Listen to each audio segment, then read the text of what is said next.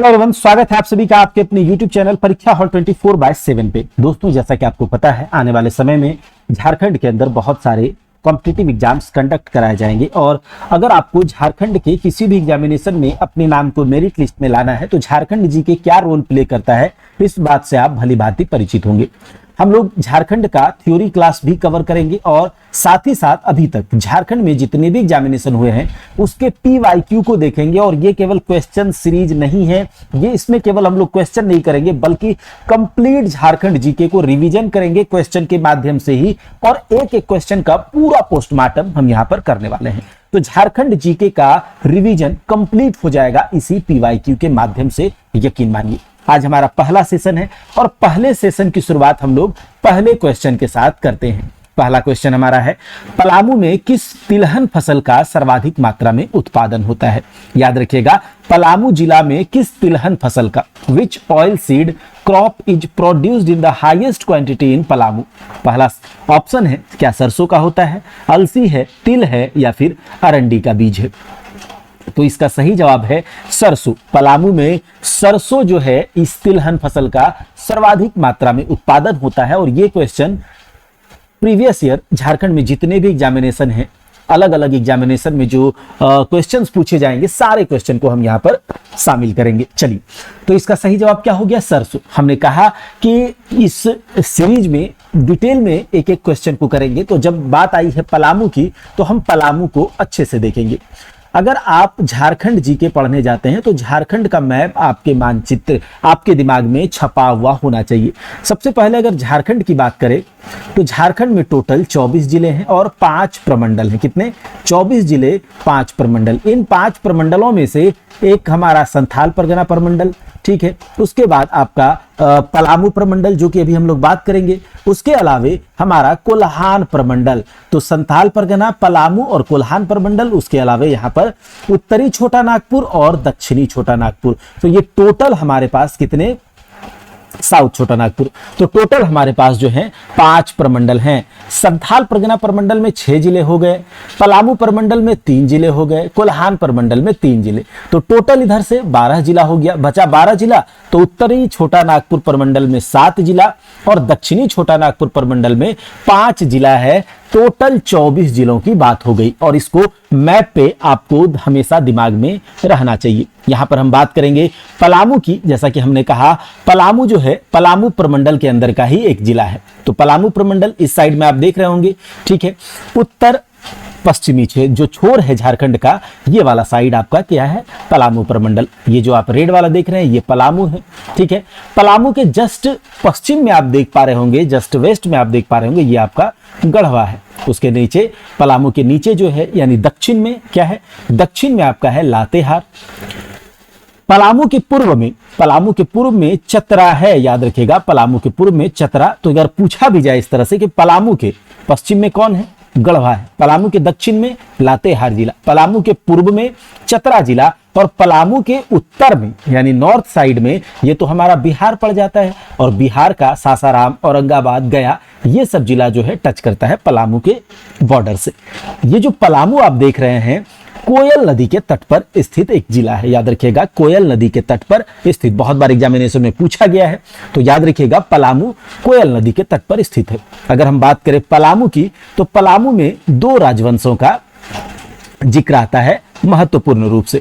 सबसे पहले पलामू में जिस क्षेत्रीय राजवंश ने शासन किया, यह है रक्सेल। और उसके बाद रक्सेलों को, ठीक है, याद रखिएगा, रक्सेलों को पदस्थापित करके चेरो राजवंश की स्थापना होती है। तो याद रखिएगा, पलामू की बात आएगी तो रक्सेल राजवंश और चेरो राजवंश आपको याद रखना है। रक्सेलों को पदस्थापित करने का काम चेरो राजवंश के द्वारा किया गया। और इसी चेरो राजवंश को याद रखिएगा, ये बात भी, इसी चेरो राजवंश को पलामू का स्वर्ण युग भी कहा जाता है। कि पलामू का अगर कोई स्वर्ण काल, गोल्डन एरा रहा है तो वो चेरो राजवंश के समय रहा है, जो कि चेरो राजवंश का एक राजा था मेदिनी राय, उसके समय। याद रखिएगा, कहा जाए कि पलामू का स्वर्ण युग किसको कहा जाता है तो चेरो राजवंश के समय का काल याद रखिएगा। और चेरो राजवंश में भी किस राजा के शासन काल में? तो मेदिनी राय के शासन काल में, याद रखिएगा। पलामू जिले की स्थापना 1 जनवरी 1892 को हुआ। याद रखिएगा, पलामू जिले की स्थापना 1 जनवरी 1892 को हुआ। उसके अलावा अगर बात करें कि पलामू जो अभी आप देख रहे हैं, गढ़वा, लातेहार, क्या ये सब पहले से जिला था या फिर पलामू से ही कटकर बना है? तो याद रखिएगा, पलामू से अलग होकर 2 जिले बने, एक गढ़वा और दूसरा लातेहार। एक गढ़वा, दूसरा लातेहार। गढ़वा का स्थापना 1991 और लातेहार का स्थापना 2001 में होता है। तो याद रखिएगा, ये 3 जो आप सिंह जैसा स्ट्रक्चर देख रहे हैं, पलामू, गढ़वा और ये आपका लातेहार। लातेहार पलामू से अलग होकर 2001 में अलग होता है और ये जो गढ़वा है ये 1991 में अलग होकर के बनता है। याद रखिएगा, पलामू जो जिला है, ठीक है, इसका मुख्यालय हेडक्वार्टर डाल्टनगंज है। याद रखिएगा, डाल्टनगंज, और जो कि अभी मेदिनी नगर के नाम से भी जाना जाता है, ये भी याद रख लीजिएगा। पलामू का जो मुख्यालय है डाल्टनगंज, जो कि अभी मेदिनी नगर के नाम से भी जाना जाता है। नाम से भी बहुत बार सवाल पूछा गया है। तो डाल्टनगंज जो नाम पड़ा है वो कर्नल डाल्टन के नाम पर पड़ा है। डाल्टनगंज नाम पड़ा है कर्नल डाल्टन के नाम पर, जो कि छोटा नागपुर के आयुक्त रहे हैं, कमिश्नर रहे हैं 1861 में। नया नाम जो अभी मेदिनी नगर है, ये मेदिनी राय, जो राजा आपको पता है चेरो राजवंश के शासन काल में, चेरो राजवंश जब क्षेत्रीय राजवंश शासन कर रहा था तो उस समय एक बहुत ही प्रतापी शासक मेदिनी राय था, उसी के नाम पर मेदिनी नगर रखा गया। प्रमंडल पलामू प्रमंडल ही है। पलामू प्रमंडल झारखंड का सबसे छोटा प्रमंडल है। इसमें 3 अनुमंडल इसमें 3 है, मेदिनी नगर, छतरपुर, हुसैनाबाद। याद रखिएगा, इसमें ब्लॉक कितने हैं? 21 है। याद रखिएगा, विधानसभा क्षेत्र जो पलामू जिला में है कितना? 5 है, पनकी, डाल्टनगंज, विश्रामपुर, छतरपुर और हुसैनाबाद। याद रखने की चीज है, एक बार सुन लीजिएगा, याद रहेगा।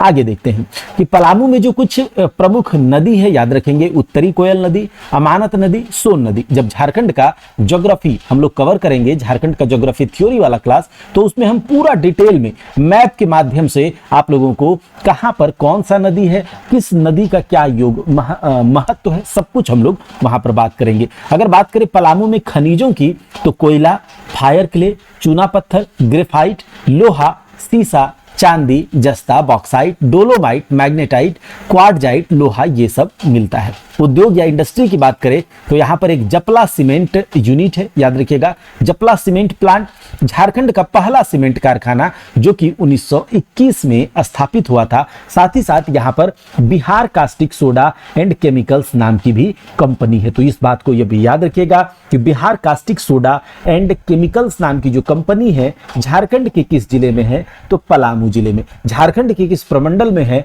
तो पलामू प्रमंडल में। ये सब आपको याद रखना है, ठीक है।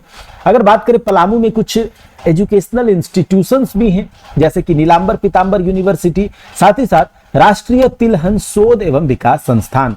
पलामू में कौन सा ऐसा तिलहन फसल है जिसका जो पैदावार है बहुत ज्यादा होता है? तो हमने अभी देखा था सरसों। याद रखिएगा, पलामू में कुछ प्रमुख पर्यटन स्थल हैं जो कि बहुत इंपॉर्टेंट है। याद रखिएगा, मेदिनी राय का किला, शाहपुर का किला, रोहिल्लों का किला, भीम चूल्हा, मुरली पहाड़ी, चियांकी पहाड़ी, मलय डैम, गोरीदह प्राचीन शिव मंदिर है ये, ठाकुरबाड़ी, कोयल नदी, व्यू पॉइंट और कबरा पुरातत्व स्थल। ये सब कुछ इंपॉर्टेंट पॉइंट्स जो हमने देखे पलामू से, एक बार आप लोग इसको देख लीजिएगा, सुन लीजिएगा। पलामू जिला से जितने भी फैक्ट बन सकते थे इंपॉर्टेंट, वो सारे फैक्ट यहाँ पर हमने डाल रखे हैं। आगे देखते हैं, ताना भगत आंदोलन जो है वो कब हुआ था? टाना भगत आंदोलन जो हुआ है ये कब हुआ? देखिए, आप जानते होंगे कि ताना भगत आंदोलन जो है 21 अप्रैल, अगर आपने पढ़ा होगा तो आपको याद होगा, नहीं भी पढ़ा है तो याद हो जाएगा, 21 अप्रैल 1914 को याद होगा। 21 अप्रैल 1914 जतरा भगत के नेतृत्व में इसकी शुरुआत होती है। तो इस बात को याद रखिएगा, ताना भगत आंदोलन कब शुरू हुआ? 1913-14, यहां पर ऑप्शन है, इसे मारेंगे। 21 अप्रैल 1914 को जतरा भगत के नेतृत्व में, जतरा भगत के लीडरशिप में। इस बात को आपको याद रखना है। कहा जाता है कि ये जो ताना भगत आंदोलन है, जो बिरसा मुंडा जी के द्वारा जो आंदोलन की शुरुआत करी गई थी, उसी आंदोलन का विस्तारित रूप इसे माना जाता है। जिस प्रकार से बिरसा मुंडा जी ने जो है आंदोलन को धार्मिक रूप प्रदान करने की कोशिश करी थी, सेम उसी प्रकार से ताना भगत भगत के जो नेतृत्व करता है ताना भगत आंदोलन के जतरा भगत, वो भी इस आंदोलन को धार्मिक रूप दिए हुए हैं। याद रखिएगा, धार्मिक आंदोलन है ये भी। ठीक है, अगर बात करें कि अगर पूछा जाए कि ताना भगत आंदोलन का जो मुख्य उद्देश्य है, जो मेन ऑब्जेक्टिव था, वो क्या था? स्वशासन की स्थापना करना। इस बात को आपको याद रखना है, स्वशासन की स्थापना करना। साथ ही साथ ताना भगत आंदोलन को ही कुरुख धर्म आंदोलन भी कहा जाता है। याद रखिएगा इस बात को, कुरुख धर्म आंदोलन। और आपको पता है कुरुख जो है, कुरुख या उरांव जनजाति का ही मूल धर्म है, तो इसीलिए कुरुख धर्म आंदोलन, अगर पूछा जाए कि कुरुख धर्म आंदोलन किसका नाम है, किस आंदोलन का, झारखंड का, तो ताना भगत आंदोलन का। स्वशासन की स्थापना करना इस आंदोलन का प्रमुख उद्देश्य था, मुख्य उद्देश्य था। 21 अप्रैल 1914 को जतरा भगत के नेतृत्व में इस आंदोलन की शुरुआत होती है। यहाँ पर ताना भगत के बारे में हम लोग देख लेते हैं, आंदोलन के बारे में, कि इस आंदोलन का अगर परिचय पर चर्चा करें तो औपनिवेशिक काल, यानी कि ब्रिटिशर्स जब यहाँ पर राज कर रहे थे, तो औपनिवेशिक काल के दौरान स्थानीय कारणों से बहुत सारे ऐसे रीजन्स थे, लोकल रीजन्स थे, जिसमें स्थानीय कारणों से भारत के विभिन्न हिस्सों में आदिवासी विद्रोह हो रहे थे, और ताना भगत आंदोलन भी उन्हीं में से एक आंदोलन है। बहुत सारे अत्याचार अलग अलग तरीकों से, अलग अलग रूप के से जो है आदिवासियों पर अत्याचार हो रहे थे, और उसी अत्याचार के विरोध में अलग अलग जगहों से विद्रोह दिखाई दे रहे थे। याद रखिएगा, और यह आंदोलन जो शुरुआत में था वो धार्मिक था, लेकिन धीरे धीरे इस आंदोलन का लक्ष्य जो है वो राजनीतिक हो गया। तो याद रखिएगा, पूछा जाए कि कौन सा आंदोलन जो प्रारंभ में धार्मिक था और बाद में इसका लक्ष्य राजनीतिक हो गया, इस आंदोलन को बिरसा आंदोलन का ही विस्तारित हिस्सा माना जाता है। अप्रैल 1914 में जतरा भगत के नेतृत्व में शुरू हुआ, ये बात याद रखिएगा। यहाँ पर जो आप स्टैच्यू देख रहे हैं, ये जतरा भगत जी का ही स्टैच्यू है। ठीक है, इस आंदोलन को सफल बनाने के लिए लोगों ने अहिंसा को अपनी रणनीति के रूप में अपनाया था। तो ये भी बहुत इंपॉर्टेंट है कि ताना भगत आंदोलन में जो है ये किस टाइप का आंदोलन था, तो ये अहिंसावादी आंदोलन था। ठीक है, अहिंसावादी आंदोलन, क्योंकि अगर आप ताना भगत आंदोलन के बारे में जैसे ही बोलेंगे तो आपको महात्मा गांधी जी का नाम याद आना चाहिए। ठीक है, तो ये एक अहिंसावादी आंदोलन था। अहिंसा को अपनी रणनीति के रूप में अपनाया, क्योंकि इस आंदोलन के जो अनुयायी थे, यानी कि ये आंदोलन करने वाले जो लोग थे, वो महात्मा गांधी जी से प्रभावित थे। याद रखेंगे, आंदोलन, ये जो आंदोलन है इसका कारण क्या है? बहुत सारे कारण हैं, लेकिन इसका कारण, मुख्य कुछ कारण है, जैसे कि अप्रैल 1914 में जतरा भगत ने घोषणा करी कि उन्हें भगवान धर्मेश, उरांव समुदाय के भगवान धर्मेश हैं, ठीक है, भगवान धर्मेश से एक सीधा संदेश मिला है कि वे उरांव धर्म को पुनर्जीवित करें, क्योंकि कुछ बुरी प्रथाएं जैसे भूत प्रेत निकालना, भगवान के लिए पशु बलि, शराबखोरी आदि उनके धर्म में घुस गई है, और किसी भी तरह से इन प्रथाओं को छोड़ दिया जाना चाहिए। इसीलिए इन सभी धार्मिक मुद्दों ने शुरुआती चरण में आंदोलन के मंच प्रदान किए। तो जो शुरुआती कारण है आंदोलन का, वो धार्मिक कारण ही है, जिसमें कि जतरा भगत ने इसका नेतृत्व किया। बहुत सारे ऐसे कुप्रथाएं थी, बुरी प्रथाएं थी, जैसे भूत प्रेत निकालना, पशु बलि, शराबखोरी, ये सब जो है कुछ कुप्रथा है। इन सब को लेकर के जतरा भगत ने कहा कि भगवान धर्मेश से उन्हें संदेश मिला है कि इनको, इन प्रथाओं को छोड़ना है। तो यही मुद्दा आगे चल के आंदोलन का कारण बनता है। जमींदार लोग जमीन का अतिरिक्त किराया लेकर उरांव समुदाय का शोषण कर रहे थे, तो शोषण भी एक का रीजन है। जमींदारों के इस तरह के विद्रोही व्यवहार ने उरांव समुदाय को उत्तेजित कर दिया। गांव में पाहन, जो कि पुजारी कहलाते थे, और महतो, गांव में पाहन और महतो की भूमिका ने जो जतरा अनुयायियों को इन लोगों के खिलाफ आवाज उठाने का रास्ता दिया। पाहन या पुजारी जो होते थे, वो भूत प्रेत या फिर और भी जो अभी हमने कुप्रथाओं के बारे में बात करी, उन पर विश्वास रखते थे, जिनके जिस कारण से कि पाहन और पुजारी के खिलाफ भी लोगों का आवाज उठने लगा। ठीक है, उरांव लोगों को उनके जमींदारों द्वारा बिना वेतन के श्रम करने के लिए भी मजबूर किया जाता था, यानी बेगारी, बिना कोई काम किए ही, बिना कोई पैसे के काम करने के लिए मजबूर किया जाता था। तो लोग कितना ही सहेगा, और ये जो शोषण है, ये जो अत्याचार है, ये एक दिन निकल ही आता है विद्रोह के रूप में, और यही विद्रोह कहलाया ताना भगत आंदोलन। इसके अलावा समुदाय के लोगों को सरकार से भूमि अधिग्रहण करने का भी सामना करना पड़ा। अगर मुख्य रूप से समराइज करें इस बात को, तो ताना भगत आंदोलन आंदोलन का, जैसा कि हमने कहा, जो मुख्य आंदोलन था, प्रमुख उद्देश्य ही था कि किसी भी प्रकार से अपना शासन लाना है, स्वशासन लाना है, याद रखिएगा। ठीक है, अगर बात करें ताना भगत आंदोलन के बाद कुछ चीजें बदली क्या, तो बिल्कुल बदला। पशु बलि लगभग बंद कर दी गई, शराब पीना प्रतिबंधित हो गया, अंधविश्वास को महत्व नहीं मिलने लगा, लोगों को लगाए गए करों से छूट दी गई, स्वशासन की मांग हुई, ये सब है। अगर बात करें इस आंदोलन के महत्व की, तो बाद में यह आंदोलन महात्मा गांधी के राष्ट्रीय आंदोलन में भी शामिल हो गया। बहुत इंपॉर्टेंट है, झारखंड का आंदोलन जो कि राष्ट्रीय आंदोलन में भी सहयोग करता है, भारतीय राष्ट्रीय आंदोलन में, वो ताना भगत आंदोलन है। बाद में आंदोलन महात्मा गांधी के राष्ट्रीय आंदोलन में शामिल हो गया और उनके सत्य और अहिंसा के सिद्धांतों को अपना लिया। इस बात को आपको याद रखना है। इसके अलावा इस आंदोलन के जो अनुयायी थे, यानी ये आंदोलन करने वाले जो लोग थे, कलकत्ता, गया और लाहौर के कांग्रेस अधिवेशनों में भी इन्होंने भाग लिया। इस तरह ताना भगत आंदोलन के अनुयायियों ने ब्रिटिश शासन के खिलाफ राष्ट्रीय आंदोलन में भाग लिया और वर्तमान में भी उरांव समुदाय के लोग गांधीवादी विचारों का ही पालन करते हैं। यह आंदोलन अपनी प्रकृति में बहुत अनोखा था, क्योंकि इसने राष्ट्रीय आंदोलन के साथ जुड़ने का प्रयास किया और भारतीय स्वतंत्रता में महत्वपूर्ण भूमिका निभाई। तो हमने ताना भगत आंदोलन के बारे में देखा। अब हम देखते हैं जो क्वेश्चन पूछा गया है, ये सारे क्वेश्चंस अलग अलग एग्जामिनेशन में, झारखंड के प्रीवियस ईयर क्वेश्चंस हैं, अलग अलग एग्जाम में पूछे गए हैं और जितने भी क्वेश्चन हम कराएंगे उससे रिलेटेड जितना फैक्ट हो सकता है वो हम यहीं पर करेंगे, जिससे कि आपका रिवीजन भी बहुत अच्छे तरीके से होता चले।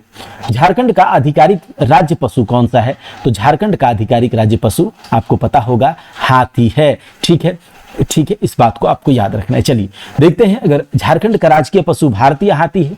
वैज्ञानिक नाम बहुत बार पूछा गया है, तो वो याद रखिएगा, Elephas maximus indicus, Elephas maximus indicus, याद रखेंगे इस बात को। अगर बात करें एशियाई हाथी को IUCN के रेड लिस्ट में लुप्त प्राय के रूप में सूचीबद्ध किया गया है। ठीक है, इंडेंजर्ड यानी कि खत्म होने पर। ठीक है, तो IUCN की रेड लिस्ट में एशियाई हाथी को सूचीबद्ध किया गया है लुप्त प्राय के रूप में। ठीक है, यहाँ पर आप देख रहे हैं कंजर्वेशन स्टेटस किस तरह से एक्सटिंक्ट जो होता है, थ्रेटेंड यानी कि उस पर खतरा आ चुका है, इन सब जानवरों पर, इन सब प्राणियों पर, पशुओं पर। तो उनको बचाने के लिए क्या ऐसा कदम उठाया जाए, उसके लिए सरकारें, उसके लिए बहुत सारी संस्थाएं जो हैं आगे आती हैं। तो हाथी को भी, एशियाई हाथी को भी रेड लिस्ट में, IUCN की रेड लिस्ट में लुप्त प्राय के रूप में सूचीबद्ध किया गया है। अगर हाथी की बात करें तो झारखंड का जो नया लोगो है, इसमें 24 हाथी का आकृतियों का जो है झलक दिखाया गया है। तो पूछा जाएगा झारखंड के लोगों में कितने हाथी को जगह दिया गया है, तो 24 हाथी, याद रखेंगे इस बात को। राजकीय पशु है हाथी, राजकीय पक्षी है झारखंड का कोयल, राजकीय भाषा है हिंदी, राजकीय फूल पलाश है और राजकीय वृक्ष साल है, इस बात को भी याद रखिएगा। संथाल जाति के लोग किस कला में कुशल होते हैं, याद रखिएगा। संथाल जनजाति के लोग किस कला में कुशल होते हैं, तो इस बात को याद रखिएगा, चित्रकारी में, बहुत इंपॉर्टेंट है। चित्रकारी में, साथ ही साथ बुनाई में भी ये लोग बहुत निपुण होते हैं। लेकिन अगर आपको चित्रकारी और बुनाई दोनों एक जगह मिले तो आप चित्रकारी मारेंगे, ज्यादा अप्रोप्रिएट आंसर है। ठीक है, संथाल जनजाति के लोग चित्रकारी में ज्यादा कुशल हैं। उसके अलावा अगर कहीं आपको बुनाई भी मिलेगा ऑप्शन में केवल, तो आप बुनाई भी करेंगे। ठीक है, चलिए तो अब हम लोग संथाल जनजाति को बहुत डिटेल में एक एक चीज यहां पर कर लेते हैं, क्योंकि आर्ट एंड कल्चर में अलग अलग जनजातियों के बारे में भी पूछा जाता है। तो चलिए देखते हैं संथाल जनजाति के बारे में। झारखंड की सर्वाधिक जनसंख्या वाली जनजाति, अगर बात करें जनजातियों की आबादी अगर 100% है, तो उन जनजातियों में से 35% अकेले जो है संथाल जनजाति की जनसंख्या है। तो झारखंड की सर्वाधिक जनसंख्या वाली जनजाति जो है संथाल जनजाति है। जनजातियों की कुल जनसंख्या में प्रतिशत कितना है, 35%। झारखंड का पहला और भारत का तीसरा सर्वाधिक जनसंख्या वाला जनजाति है संथाल जनजाति। पहला कौन सा है, भारत का भील है और दूसरा गोंड है। झारखंड में जो संथाल जनजाति का निवास स्थान है, झारखंड के उत्तर पूर्वी क्षेत्र में, यानी कि संथाल परगना वाला जो प्रमंडल है, इस क्षेत्र में झारखंड में संथाल जनजाति निवास करती है, याद रखिएगा। और इधर ही एक जगह है, नाम है दामिन एकोह, राजमहल पहाड़ी क्षेत्र में इनके निवास स्थान को कहा जाता है। अगर बात करें संथाल जनजाति की प्रजातीय दृष्टि से, ये प्रोटो ऑस्ट्रेलॉइड समूह से आते हैं, याद रखेंगे। और भाषाई रूप से ये ऑस्ट्रो एशियाटिक समूह से संबंध रखते हैं। संथाल जनजाति प्रजातीय रूप से प्रोटो ऑस्ट्रेलॉइड समूह से संबंध रखते हैं, जबकि भाषाई रूप से ऑस्ट्रो एशियाटिक समूह से संबंध रखते हैं। संथालों के संस्थापक पिता हैं लुगु बुरु और प्रमुख भाषा है इनकी संथाली।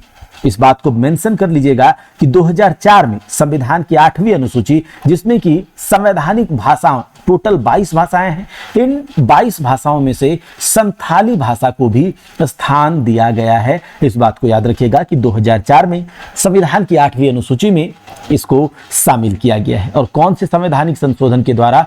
तो 52वां संविधान संशोधन 2003 के द्वारा। संथाली भाषा की लिपि ओलचिकी है, जिसके आविष्कारक रघुनाथ मुर्मू है।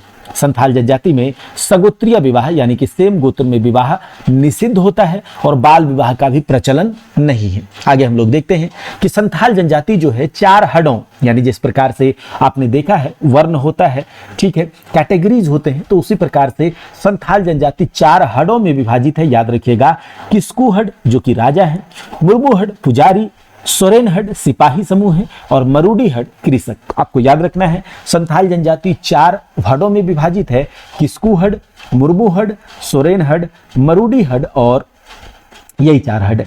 संथाल जनजाति में गोत्रों की संख्या 12 है और जिसे कि किली भी कहा जाता है, और उपगोत्र की संख्या 144 है, यानी कि लगभग एक गोत्र में एवरेज अगर बात करें तो एक गोत्र में 12 उपगोत्र हैं। याद रखिएगा, ठीक है। संथाल जनजाति के गोत्रों की संख्या 12 है और सगोत्रीय विवाह इसमें निषिद्ध है, यानी एक गोत्र का लोग सेम गोत्र के साथ शादी नहीं कर सकता है। कुछ इंपॉर्टेंट गोत्र और उसके प्रतीक पूछे जाते हैं, जैसे कि संथाल जनजाति का पौड़िया गोत्र है, इसका प्रतीक कबूतर है।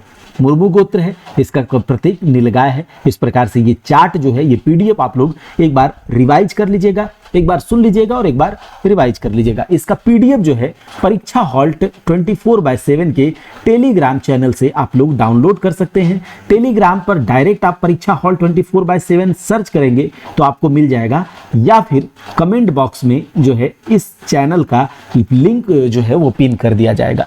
अगर बात करें संथाल जनजातियों में, ये बहुत इंपॉर्टेंट है, अलग अलग टाइप के विवाह जो कि बहुत बार एग्जाम में पूछा जाता है। विवाह को बापला के नाम से भी जाना जाता है। संथाल जनजाति में अलग अलग विवाह है, जैसे कि किरिंग बापला सबसे ज्यादा फेमस प्रचलित विवाह है, जिसमें कि माता पिता एक मीडिएटर के माध्यम से विवाह तय होता है। जैसे ये नॉर्मल शादी हो गया, खुशी खुशी माँ बाप भी राजी, लड़का लड़की भी राजी, और एक मीडिएटर होता है, एक अगवा होता है जो कि जिसके माध्यम से शादी तय होता है। तो ये सबसे प्रचलित विवाह है, ज्यादातर यही होता है, किरिंग बापला।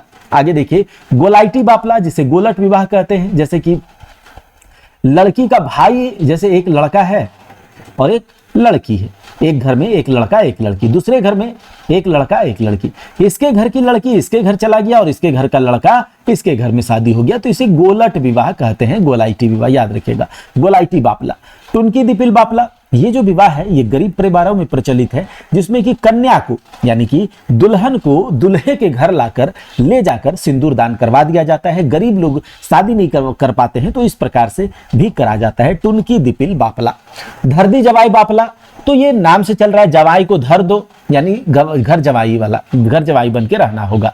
अपगीर बापला, लड़का लड़की में प्रेम हो जाने के बाद पंचायत की समिति से सहमति से विवाह हो जाए तो ये अपगीर बापला है। इतुत बापला, पसंद के लड़के से विवाह की अनुमति नहीं मिलने पर लड़के के द्वारा किसी अवसर पर लड़की को सिंदूर लगाकर विवाह, और बाद में फिर लड़की के घर वालों द्वारा अगर स्वीकृति दे दी जाती है तो इस तरह के विवाह को इतुत बापला कहा जाता है। निर्बोलक बापला, लड़की द्वारा हठ पूर्वक यानी जबरदस्ती पसंद के लड़के के घर रहना और बाद में पंचायत के माध्यम से विवाह, निर्बोलक बापला। बहादुर बापला, लड़का लड़की जंगल में भागकर लव मैरिज कर लेते हैं, प्रेम विवाह कर लेने को बहादुर बापला कहा जाता है। राजा राजी बापला, गांव की स्वीकृति से अगर लव मैरिज हो रहा है और पूरे गांव की स्वीकृति है तो इसको राजा राजी विवाह कहते हैं, बापला कहते हैं। सांगा बापला, विधवा, तलाकशुदा, विधुर, परित्यक्त यानी छोड़ा गया, इन सब पुरुष से अगर विवाह करता किया जाए तो उसे सांगा बापला की संज्ञा दी जाती है। किरिंग जवाई, याद रखिएगा, एक हमने देखा था किरिंग बापला, जिसमें कि मध्यस्थ के माध्यम से, मीडिएटर के माध्यम से माता पिता शादी तय करते हैं, किरिंग बापला। लेकिन किरिंग जवाई अगर बीच में लग जाए तो लड़की द्वारा शादी से पहले अगर गर्भ धारण कर लिया जाए, उसके बाद इच्छुक व्यक्ति से लड़की का विवाह करा दिया जाता है, इसको किरिंग जवाई बापला कहा जाता है, याद रखिएगा। ठीक है, किरिंग बापला सबसे प्रचलित, और किरिंग जवाई लग जाए तो याद रखिएगा शादी से पहले अगर लड़की प्रेग्नेंट हो जाती है तो जिस लड़के से ये शादी करना चाहेगी उसी से, यानी किस लड़के से शादी करना चाहेगी, आप लोग समझ रहे हैं। चलिए आगे देखते हैं। वधु मूल्य को कहा जाता है संथाल जनजाति में पून, और एक बहुत इंपॉर्टेंट टर्म है, याद रखिएगा, बिटलाहा। तो संथाल समाज का सर्वाधिक कठोर सजा है, सामाजिक बहिष्कार कर दिया जाता है बिटलाहा, अगर किसी भी प्रकार से जो है गलत ये में पकड़ा जाता है। संथाल जनजाति, अगर बात करें सामाजिक व्यवस्था से संबंधित कुछ नामकरण है, पूछा जाता है। संथाल जनजाति में युवा गृह को घोटुल कहा जाता है, विवाह को बापला, वधु मूल्य को पून, गांव को आतो, ग्राम प्रधान जो होता है ये मांझी होता है, और मांझी के पास प्रशासनिक और न्यायिक अधिकार होते हैं, यानी कि एडमिनिस्ट्रेटिव और जुडिशियरी पावर इसके पास होता है अपने क्षेत्र से रिलेटेड, यानी ग्राम प्रधान जो मांझी होता है। उप ग्राम प्रधान को कहा जाता है प्राणिक या फिर प्रामाणिक। मांझी का सहायक होता है जोग मांझी, और गांव का जो संदेश वाहक होता है उसको गोड़ाइत कहा जाता है। एक बार ध्यान से सुनिएगा कि संथाल जनजाति में युवा गृह को घोटुल कहा जाता है, विवाह को बापला, वधु मूल्य को पोन, गांव को आतो, ग्राम प्रधान जो होता है वो मांझी होता है, उप ग्राम प्रधान प्राणिक या फिर प्रामाणिक होता है। मांझी का जो सहायक होता है वो जोग मांझी होता है, और गांव का संदेश वाहक जो होता है वो गोड़ाइत होता है। मांझी थान वह स्थान जहां पर संथाल गांव की पंचायत का बैठक होता है, और महिलाओं का मांझी थान में जाना वर्जित होता है, याद रखिएगा। संथाल जनजाति के लोग चित्रकारी में निपुण होते हैं। एक कॉम्ब कट चित्रकला है, बहुत इंपॉर्टेंट है, जो कि बहुत फेमस है। कॉम्ब कट चित्रकला, संथाल जनजाति के लोग इस चित्रकला को करते हैं, और बर्तनों पर चित्र बनाया जाता है। गोदना गोदवाने का प्रचलन भी आपने देखा होगा, संथाल जनजाति में पाया जाता है। संथाल जनजाति में माह को बोंगा के नाम से जाना जाता है, और माघ बोंगा से माह की शुरुआत मानी जाती है। कुछ प्रमुख त्योहार हैं, याद रख लीजिएगा। बा परब, जिसे जो सरहुल आप लोग जानते हैं ना, संथाल जनजाति में बा परब के नाम से जाना जाता है। वहीं कर्मा है, एरोक है, आषाढ़ महीने में बीज बोते समय पर्व मनाया जाता है, त्योहार एरोक, याद रखिएगा। बंधना, हरियाड, सावन महीने में धान की हरियाली अच्छी आने पर अच्छी फसल के लिए हरियाड त्योहार मनाया जाता है। जापाड़, सोहराई, कार्तिक अमावस्या को पशुओं के सम्मान में सोहराई। सकरात, पूस के महीने में घर परिवार की कुशलता हेतु जो ये सकरात त्योहार मनाया जाता है।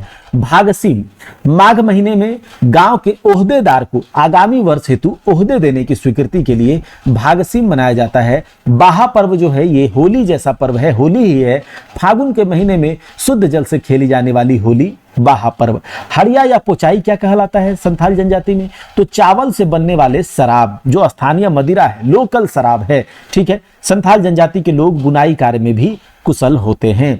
संथालों के प्रधान देवता है सिंह बोंगा या ठाकुर, जिन्हें कि ये लोग सृष्टि के रचयिता मानते हैं। दूसरे प्रमुख देवता है मरांग बुरु। प्रधान ग्राम देवता है जाहेर एरा।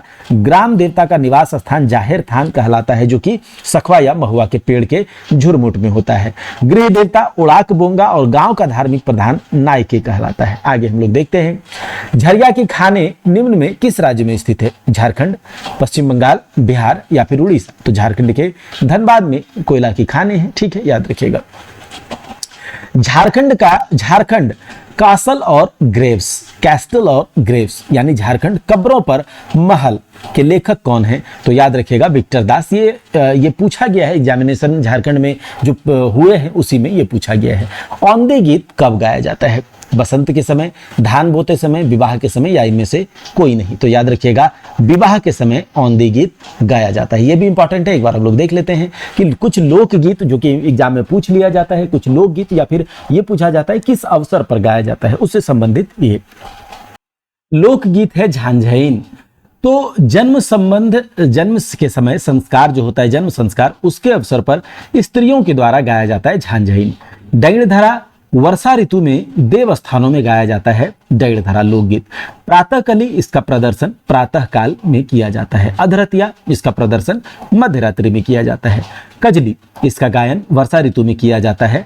और टुनमुनिया, बारहमासा, झूला गीत ये सब स्थानीय संगीत के प्रकार हैं जो कजली की ही श्रेणी में आते हैं। तो याद रखिएगा, जो कजली का गायन है, कजली जो गाया जाता है ये वर्षा ऋतु में गाया जाता है। और कजली का ही प्रकार है टुनमुनिया, बारहमास, झूला गीत, ये सब औंधी या विवाह के समय गाया जाता है। अंगनई स्त्रियों के द्वारा गाया जाता है।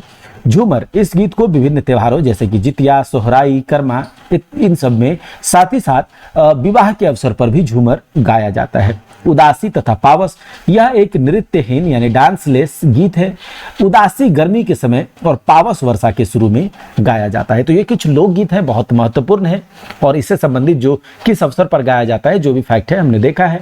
तो हमने क्या देखा, लोकगीत को देखा, साथ ही साथ हमने संथाल जनजाति को डिटेल में देखा है। और ये सब क्वेश्चंस जो हैं एग्जामिनेशन में पूछा गया है और उससे रिलेटेड हम सारे फैक्ट्स को भी देख लिए, टाना भगत आंदोलन को देख लिए। उसके अलावे हमने पलामू जिले के बारे में भी चर्चा किया।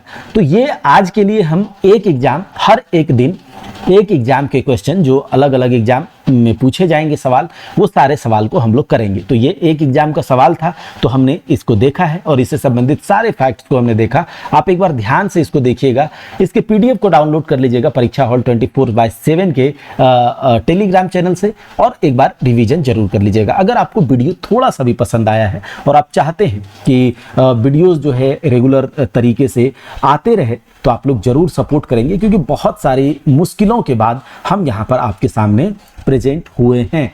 लोगों के जिंदगी में बहुत सारी मुसीबतें आती हैं, किसी के लाइफ को कोई पर्सनली जब तक ना जाने तब तक उसके बारे में कुछ बता नहीं सकता है कि क्या उसके साथ चल रहा है, नहीं चल रहा है। तो ऐसी बहुत सारी परेशानियां हैं जिसके कारण कि हम अपने रेगुलर नहीं रह पाए हैं कुछ दिनों से। लेकिन अगर आप चाहते हैं कि किसी भी तरह से जो है JSSC CGL जो आने वाला है इसमें हम आप लोगों का मदद करें, ठीक है, तो आप लोग कमेंट भी कीजिएगा और वीडियो को शेयर ज़्यादा से ज़्यादा कीजिएगा। चलिए मिलते हैं अगले क्लास में, तब तक के लिए जय हिंद, जय भारत।